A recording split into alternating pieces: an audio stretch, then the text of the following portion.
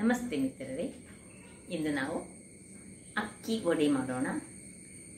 ಅಂದರೆ ಇದಕ್ಕೆ ಕಾಯಿ ವಡೆ ಸಹ ಹೇಳ್ತೇವೆ. ಇದನ್ನು ಹೆಚ್ಚಾಗಿ ಗಣೇಶ ಚತುರ್ಥಿಯ ಟೈಮ್ನಲ್ಲಿ ಮಾಡ್ತಾರೆ. ಆದರೆ ಈ ಮಳೆಗಾಲದಲ್ಲಿ ಈ ಜೋರು ಮಳೆ ಬರುವಾಗ ಏನಾದರೂ ಚಕ್ಕುಲಿಯ ಅಥವಾ ವಡೆಯ ಖಾರಗಡ್ಡೆಯ ಏನಾದರೂ ತಿನ್ನುವಂಥ ಮನಸ್ಸಾಗ್ತದೆ. ಹಾಗಿರುವಾಗ ಇವತ್ತು ನಾನು ಅಕ್ಕಿ ವಡೆಯನ್ನು ಮಾಡ್ತಿದ್ದೇನೆ. ಆ ಅಕ್ಕಿ ವಡೆಯನ್ನು ಹೇಗೆ ಮಾಡುವುದು, ಅದಕ್ಕೆ ಏನೆಲ್ಲ ಸಾಮಗ್ರಿಗಳು ಬೇಕು ಎಂದು ನೋಡೋಣ ಅಲ್ಲವೇ ವೀಕ್ಷಕರೇ? ಇಲ್ಲಿ ನೋಡಿ, ಅಕ್ಕಿ ವಡೆ ಮಾಡಲಿಕ್ಕೆ ಬೇಕಾದ ಸಾಮಗ್ರಿಗಳು ನೋಡಿ. ಬೆಳ್ತಿಗೆ ಅಕ್ಕಿಯನ್ನು ತೆಗೆದುಕೊಂಡಿದ್ದೇನೆ ನಾನು ಒಂದು ಬೌಲ್ನಲ್ಲಿ. ಮತ್ತೊಂದು 4 ಸ್ಪೂನಿನಷ್ಟು ಈ ಉದ್ದಿನ ಬೇಳೆಯನ್ನು ನೋಡಿ ನೀರಿನಲ್ಲಿ ಹಾಕ್ಕೊಂಡಿಟ್ಟಿದ್ದೇನೆ. ಒಂದು ಗಂಟೆ ನೆನೆದಿದೆ ಇದು. ಮತ್ತು ಸ್ವಲ್ಪ ಹಿಂಗು. ಕಾಯಿ ವಡೆ ಹಿಡಿದ ಮೇಲೆ ಅಕ್ಕಿ ವಡೆಗೆ ಸ್ವಲ್ಪ ಕಾಯಿ ಬೇಕೇ. ತೆಂಗಿನ ತುರಿ, ಫ್ರೆಶ್ ತೆಂಗಿನ ತುರಿ. ಒಂದು ಮೆಣಸನ್ನು ತೆಗೆದುಕೊಂಡಿದ್ದೇನೆ ನಾನು. ಮತ್ತು ಸ್ವಲ್ಪ ಜೀರಾ. ಮತ್ತು ಇದು ಬೇಕಿದ್ದರೆ ಮಾತ್ರ ಕರಿ ಲೀವ್ಸನ್ನು ಹಾಕ್ಕೊಳ್ಬೋದು. ಈಗ ಮೊದಲಿಗೆ ನಾನು ಇಲ್ಲೊಂದು ಗ್ಯಾಸನ್ನು ಆನ್ ಮಾಡಿಕೊಂಡು ಕಾವಲಿಯನ್ನು ಇಡ್ತಿದ್ದೇನೆ, ಕಡಾಯಿಯನ್ನು ಇಡ್ತಿದ್ದೇನೆ ನೋಡಿ. ಇದರಲ್ಲಿ ಈ ಅಕ್ಕಿಯನ್ನು ನಾವು ಚೆನ್ನಾಗಿ ಸಣ್ಣ ಫ್ಲೇಮ್ನಲ್ಲಿ ಸ್ವಲ್ಪ ಹುರಿದುಕೊಳ್ಳೋಣ.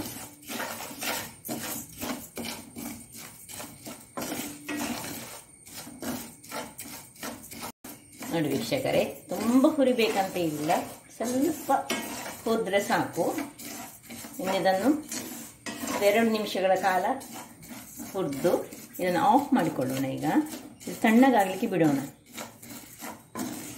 ವೀಕ್ಷಕರು ಇಲ್ಲಿ ನೋಡಿ, ಈಗ ಇದು ತಣ್ಣಗಾಗಿದೆ. ಈಗ ಇದನ್ನೇನು ಮಾಡಬೇಕು ಹೇಳಿದರೆ, ಇದನ್ನು ತೊಳೆದು ನಾವು ಇದನ್ನೊಂದು 2 ನೀರಿನಲ್ಲಿ ತೊಳೆದು ಮತ್ತೆ ಈ ಬಟ್ಟೆಯಲ್ಲಿ ನಾವು ಹರಡಿ ಇಡೋಣ. ಅದು ಸ್ವಲ್ಪ ಒಣಗಬೇಕು, ತುರಿಗಿಂತ ತೊಳೆಯೋಣ, ಕ್ಲೀನ್ ಮಾಡಿಕೊಳ್ಬೇಕು. ತಣ್ಣಗೆ ಆಗಬೇಕು. ನಾವು ಬಿಸಿ ಮಾಡಿದಂತಹ ಇದು ಉಂಟಲ್ಲ, ಅದು ಒಳ್ಳೆ ತಣ್ಣಗಾಗಿ ನೋಡಿ ನೋಡಿ, ಏನು ಕೊಳೆ ಇಲ್ಲ ಇರ್ತದೆ. ಆದಷ್ಟು ಚೆನ್ನಾಗಿ ಒಂದು 2-3 ನೀರಿನಲ್ಲಿ ತೊಳಿತರ್ತೇನೆ ನಾನು. ವೀಕ್ಷಕರೇ ನೋಡಿ, ಚೆನ್ನಾಗಿ 3 ನೀರಿನಲ್ಲಿ ತೊಳೆದು ನಾನು ನೋಡಿ ಇದನ್ನು ಈಗ ಸ್ವಲ್ಪ ಸಹ ನೀರಿಲ್ಲದಾಗೆ ನೋಡಿ ಇಲ್ಲಿ ಈಗ ಹರಡಿಟ್ಟುಕೊಳ್ತೇನೆ. ಒಂದು ಅರ್ಧ ಗಂಟೆಗಳ ಕಾಲ ಇದು ಹರಡಿದ ನಂತರ ಇದು ಒಣಗಬೇಕು. ಒಣಗಿದ ಮೇಲೆ ನಾವು ಇದನ್ನು ಪೌಡರ್ ಮಾಡಲಿಕ್ಕೆ ಉಂಟು.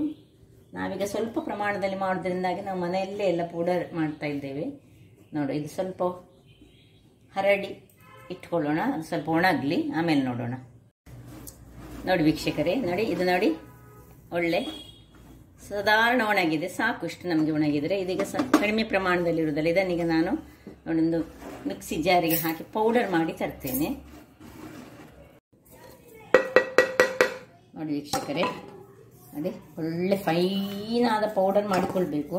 ಹಾಗಂತ ನೀವು ಮಾರ್ಕೆಟಿನಿಂದ ತಂದ ಪೌಡರ್ನಿಂದ ಈ ಒಂದು ವಡೆ ಒಳ್ಳೆಯದಾಗುವುದಿಲ್ಲ.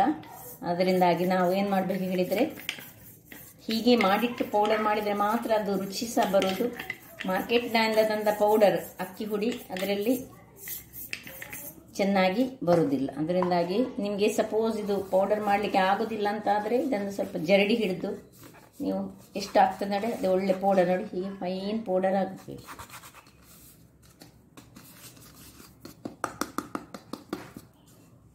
ಈಗ ಇದನ್ನು ಇಲ್ಲಿ ಇಟ್ಕೊಳ್ಳೋಣ. ಇಲ್ಲಿ ನೋಡಿ,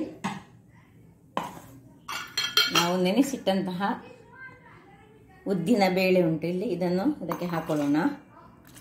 ಇದು ಹೆಚ್ಚು ಉದ್ದಿನ ಬೇಳೆ ಹಾಕಬಾರ್ದು. ಈ ಒಂದು ಬೌಲಿಗೆ 4 ಸ್ಪೂನಿನಷ್ಟು ಮಾತ್ರ ಸಾಕು.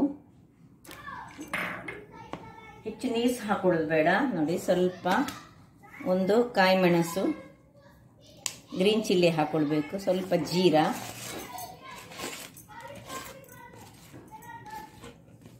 ಮತ್ತು ಸ್ವಲ್ಪ ಕಾಯಿ ತುರಿ,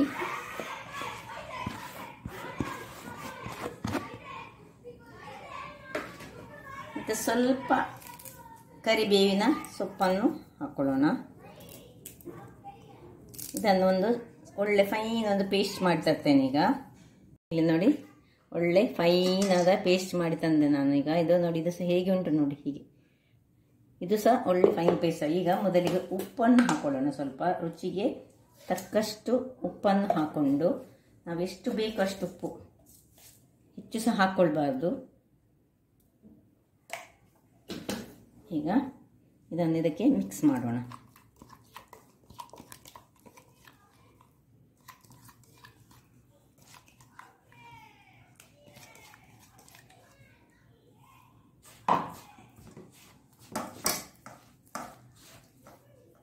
ತುಂಬ ತೆಳುಸಾಗಬಾರ್ದು, ಇದಕ್ಕೆ ನೀರು ಹಾಕಲಿಲ್ಲ, ಅದಕ್ಕೋಸ್ಕರ ನಾನು ನೋಡಿ. ಈಗ ಇಲ್ಲಿ ಸ್ವಲ್ಪ ಹಿಂಗನ್ನು ನಾನು ಇದಕ್ಕೆ ಹಾಕ್ಕೊಳ್ತೇನೆ.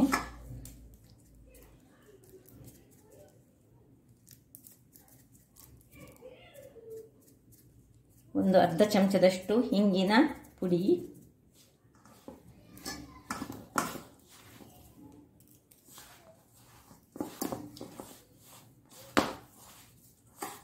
ತುಂಬ ಗಟ್ಟಿ ಸಾಗಬಾರ್ದು, ತುಂಬ ನೀರು ಸಾಗಬಾರ್ದು. ಇದು ಹಾಗೆ ಹಿಟ್ಟಿನಷ್ಟು ಗಟ್ಟಿ ಬೇಡ, ಸ್ವಲ್ಪ ಈ ನಾವು ಚಪಾತಿ ಹಿಟ್ಟು ಮಾಡ್ತೇವಲ್ಲ ಅದಕ್ಕಿಂತ ಸ್ವಲ್ಪ ನೀರು ಬೇಕಿದು. ನೋಡಿ ವೀಕ್ಷಕರೇ, ಇದು ಸ್ವಲ್ಪ ಗಟ್ಟಿಯಾದಾಗೆ ಆಯಿತು. ಅದಕ್ಕೆ ನಾನು ಸ್ವಲ್ಪ ಈ ಮಿಕ್ಸಿಗೆ ಸ್ವಲ್ಪ ನೀರು ಹಾಕ್ಕೊಂಡು ಸ್ವಲ್ಪವೇ ಒಮ್ಮೆಲೆ ಕೆಳಗೆ, ಅದು ನೀರಾದ ಮೇಲೆ ಮತ್ತೆ ಎಂತ ಮಾಡಲಿಕ್ಕೆ ಆಗೋದಿಲ್ಲ. ಅದಕ್ಕೆ ಸ್ವಲ್ಪ ಇದಕ್ಕೆ ಬೇಕಿದ್ದ ಚೂರು ಹಳದಿ ಪೌಡರ್ ಸಹ ಹಾಕೊಳ್ಬೋದು. ನಾನು ಸ್ವಲ್ಪ ಹಳದಿ ಪೌಡರನ್ನು ಹಾಕೊಳ್ತಿದ್ದೇನೆ.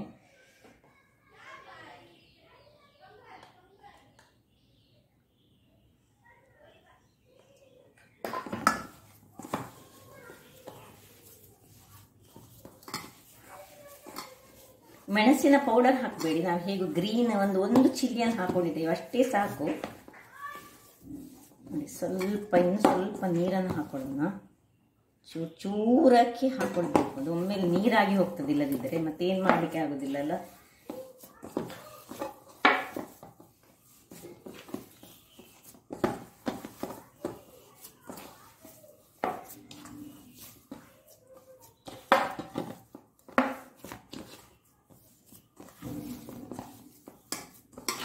ಕೆಲವರು ಇದನ್ನು ಅಕ್ಕಿಯನ್ನು ನೆನೆ ಹಾಕಿಟ್ಟು ಅದನ್ನು ಕಡ್ದು ಮಾಡ್ತಾರೆ, ಅದು ಸಹ ಒಳ್ಳೆಯದಾಗ್ತದೆ. ಅದಕ್ಕೆ ನಾವು ಅದು ಉದ್ದ ಹಾಕೋದಿಲ್ಲ, ಆಗ ಖಾಲಿ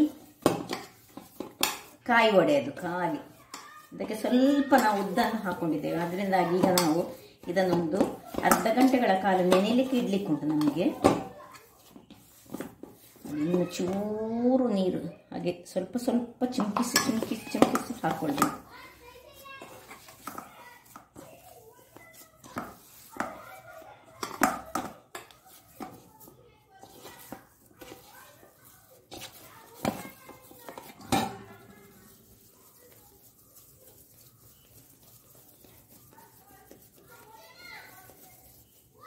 ಇದನ್ನು ಒಂದು ಅರ್ಧ ಗಂಟೆಗಳ ಕಾಲ ನಾವು ಮುಚ್ಚಿಟ್ಟುಕೊಂಡು ಒಳ್ಳೆ ಅರ್ಧ ಗಂಟೆ ನಂತರ ನಾವು ಇದನ್ನು ಕಾಯಿಸೋಣ. ವೀಕ್ಷಕರೇ, ಇಲ್ಲಿ ನೋಡಿ, ಒಂದು ಸಾಧಾರಣ 1 ಗಂಟೆಗಳ ಕಾಲ ನಾನು ಇಟ್ಟುಕೊಂಡಿದ್ದೇನೆ ಇದನ್ನು. ಈಗ ನಾವು ನೋಡಿ ಇಲ್ಲಿ ಗ್ಯಾಸನ್ನು ಉರಿಸಿ ಎಣ್ಣೆಯನ್ನು ಇಟ್ಟುಕೊಳ್ತೇನೆ. ಎಣ್ಣೆ ಬಿಸಿ ಆಗಬೇಕು. ಈಗ ಅದರ ಮೊದಲು ಒಂದು ಸಣ್ಣ ಸಣ್ಣ ಉಂಡೆಗಳನ್ನು ನಾನು ಮಾಡ್ತಾ ಇದ್ದೇನೆ.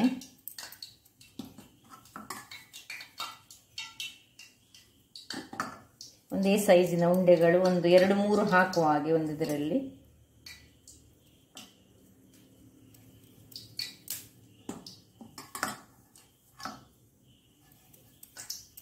ನೋಡಿ, ಇಷ್ಟು ಇದರದ್ದು ಕನ್ಸಿಸ್ಟೆನ್ಸಿ ಹೀಗೆ ಇರಬೇಕು, ಗಟ್ಟಿ ಸಹ ಅಲ್ಲ ಮೆದು ಸಹ ಅಲ್ಲ. ಈಗ ನಾವು ಒಂದು ಬಾಳೆಯ ಎಲೆಯನ್ನು ಇಟ್ಟುಕೊಳ್ಳೋಣ. ಇದಕ್ಕೆ ಸ್ವಲ್ಪ ನಾನು ಎಣ್ಣೆಯನ್ನು ತಾಗಿಸಿಕೊಂಡಿದ್ದೇನೆ. ಈಗ ಇದನ್ನು ನೋಡಿ, 1 ಮತ್ತು ಇನ್ನೊಂದು 2 ಒಟ್ಟಿಗೆ ಇಟ್ಕೊಳ್ಳೋಣ. ಕೊಂಡು ಸ್ವಲ್ಪ ಹೀಗೆ ಮಾಡಿ ಒಂದು ಯಾವುದಾದ್ರೂ ಸ್ವಲ್ಪ ಭಾರದ ವಸ್ತುವಿನಿಂದ ಸ್ವಲ್ಪ ಹೀಗೆ ಒತ್ತಿ ಬಿಟ್ಟರೆ ಆಯಿತು. ಇದೇನು ಸ್ವಲ್ಪ ಏನು ಬರಬೇಕು ಹೇಳಿದರೆ ತೆಳುವಾಗಬೇಕು. ಇನ್ನು ಸ್ವಲ್ಪ ಇನ್ನು ಸ್ವಲ್ಪ ಇಟ್ಕೊಳ್ಳೋಣ.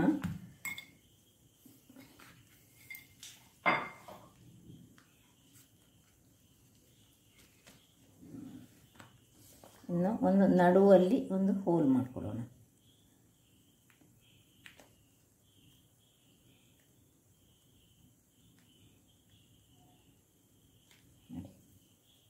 ಹೀಗೆ ಇದನ್ನೀಗ ನೋಡಿ ಎಣ್ಣೆ ಬಿಸಿಯಾಗಿದೆ ಅಂತ ನೋಡೋಣ ಚೂರು.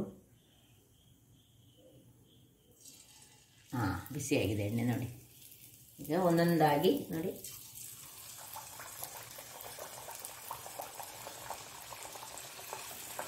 ಹಾಕೋಣ. ಅಲ್ಲಿ ಇನ್ನೆರಡು ಅನ್ಸಿ ಇಲ್ಲಿ ಇಟ್ಕೊಂಡು ನಾನು ಮಾಡ್ತೀನಿ, ಅದರಲ್ಲಿ ಇನ್ನೆರಡು ಹಾಕಲಿಕ್ಕೆ ಆಗ್ತದೆ. ಸ್ವಲ್ಪ ಇತ್ತ ಕಡೆ ಇಟ್ಕೊಂಡ್ರೆ ನಮಗೆ ಹೀಗೆ ಮಾಡಿ ಸ್ವಲ್ಪ ಭಾರ ಸ್ಕ್ರೀನಲ್ಲಿ ಇದು ಸ್ವಲ್ಪ ಒತ್ತಿದ್ರೆ ಆಯಿತು ವೀಕ್ಷಕರೇ. ಈಗ ನಡುವಲ್ಲೊಂದು ಹೋಲ್ ಮಾಡ್ಕೊಳ್ಳೋಣ. ಅದು ಮೇಲೆ ಬಂದು ನೋಡಿ ಸ್ವಲ್ಪ ಹೀಗೆ ರೌಂಡಲ್ಲಿ ಇನ್ನೂ ಒಂದೆರಡು ಹಾಕ್ಕೊಳ್ಬೋದಿತ್ತು ನಾನು, ಅಂದರೆ ಎಲ್ಲ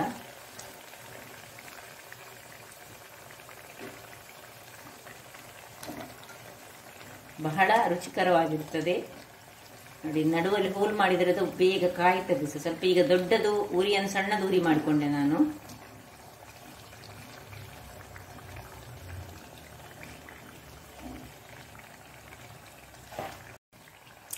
ನೋಡಿ ವೀಕ್ಷಕರೇ, ಆಯಿತು. ಇದನ್ನೀಗ ತೆಗೆದುಕೊಳ್ಳೋಣ. ನೋಡಿ ಹೀಗೆ ಬಂದಿದೆ ನೋಡಿ, ಕ್ರಿಸ್ಪಿಯಾಗಿ ಉಂಟು. ಈಗ ಇನ್ನು ಇಲ್ಲಿ ಮಾಡಿಟ್ಟೆ, ಇನ್ನು ಎರಡು ಇಲ್ಲಿ ಮಾಡಿದ್ದೇನಲ್ಲ, ಇದನ್ನು ಸಹ ನಿಧಾನಕ್ಕೆ ತೆಗೆದುಕೊಂಡು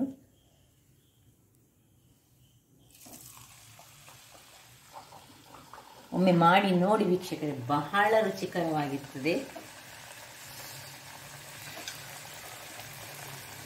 ಹಾಕಿದ ಕೂಡಲೇ ಕೈ ಆಡಿಸಬಾರ್ದು ನಾವು.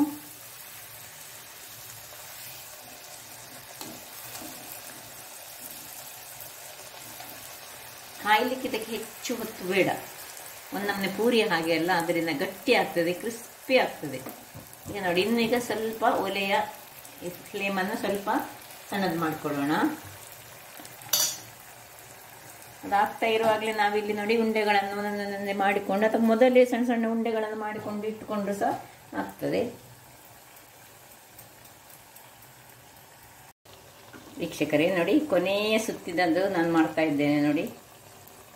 ಎಲ್ಲ ಆಯಿತು. ಆಯಿತು, ಏನು ಚೆನ್ನಾಗಿ ಬಂದಿದೆ ನೋಡಿ, ಹೇಗೆ ಬರ್ತಾ ಉಂಟು, ಒಳ್ಳೆ ಕ್ರಿಸ್ಪಿಯಾಗಿ ಉಂಟು. ಸ್ವಿಚ್ಚನ್ನು ಫ್ಲೇಮ್ ಆಫ್ ಮಾಡ್ತಿದ್ದೇನೆ. ಆಯಿತು, ತೆಗೆದು ಕೊನೆಯದು ಸ್ವಲ್ಪ ಸಣ್ಣ ಸೈಜ್ನಲ್ಲಿ ಬಂತು. ಎಲ್ಲ ರೆಡಿ ಆಯಿತು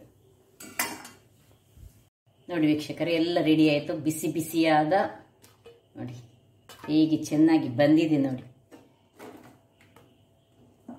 ಬಹಳ ರುಚಿಕರವಾಗಿ ಇರ್ತದೆ, ಒಳ್ಳೆ ಕ್ರಿಸ್ಪಿಯಾಗಿದೆ ನೋಡಿ. ನೋಡಿ ಸೌಂಡ್ ಕೇಳ್ತದೆ ನಿಮಗೆ. ಸೊ ನೋಡಿ, ತಿನ್ನಲಿಕ್ಕೆ ಸಹ ನಿಮಗೆ ಕೇಳ್ತಾ ಇರ್ಬೋದು ಸೌಂಡು. ನಾನು ತಿಂತಾ ಇದ್ದೇನೆ, ಬಹಳ ರುಚಿಕರವಾಗಿದೆ. ಹಾಗೂ ಎಷ್ಟು ಅರೋಮಸ್ ಅದರಲ್ಲಿ ಜೀರದ್ದೆಲ್ಲ ಬರ್ತಾ ಉಂಟು.